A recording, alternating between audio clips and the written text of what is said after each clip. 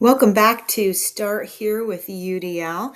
Today we're going to talk about FANBOYS and AAAWWUBBIS, two of the most amazing tools for students to have in their toolkit. So FANBOYS, a lot of us are familiar with. These are coordinating conjunctions. AAAWWUBBIS is Jeff Anderson speak from Mechanically Inclined and Patterns of Power for subordinating conjunctions. But instead of telling students that this is conjunction junction and asking what's your function, we're simply going to introduce them to students as these are words we use for evidence and ideas. So we're going to get to the why I'm going to use this in my toolkit, which makes a learner-owned strategy, as opposed to maybe in the past we've talked about these as editing tools or comma magnets. Still good for that. You'll see in the anchor chart on the right-hand side, we've got a graphic borrowed from Jeff Anderson's Mechanically Inclined. Highly recommend.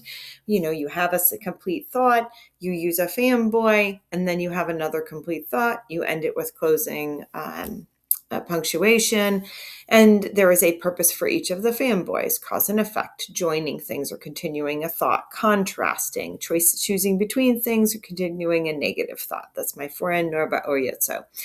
AAAWWUBBIS, same thing. These are words to support evidence. These are our subordinating conjunctions. They do provide more information. So if you want to get into the grammar part of it, highly recommend Mechanically Inclined and Patterns of Power. And if you want students to be able to provide evidence to support a claim or provide an idea to support another idea and continue a thought, because you are focused on discourse, you are focused on extending ideas, you are delving deeply into the process goals for each of the content areas, and you're thinking about things that are cross-curricular, FANBOYS and AAAWWUBBIS are your magical tool. So whether I'm in a science classroom, a social studies classroom, CTE classroom, math, or English, I could be working on a math task. I could be engaged in a Socratic seminar. I could be using a 21st century skill in my marketing class. I will be able to use words for evidence and ideas. So let's take a look. So when we think about UDL, our goal is to build learner agency. Our students can choose to use FANBOYS and AAAWWUBBIS anytime that they are analyzing word choice, trying to figure out sentence structure. They're determining how a specific sentence contributes to the development of an idea or the meaning of an idea.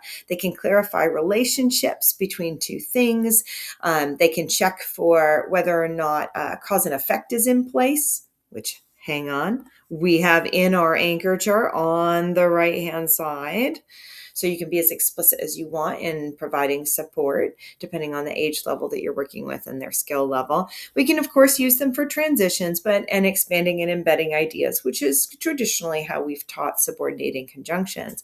But in addition, we can have students revise their writing in order to get more clarity, to make things more interesting for the reader, to revise their thinking. So you can revise your writing not only to make it clear to the reader, but to revise your thinking and then communicate something that you weren't able to communicate before. So I'm going to jump back here and we're going to talk about math for a minute. So let's say we are working in a group on a math task, and the ask is that when we each finish in our groups, we're going to share our thinking. So what we might do is do a short write of a sentence, and we're going to say that although we had several options for using the manipulatives to model this, we chose this because this was going to be the best manipulative for something, since when we tried it this way, it didn't show our thinking.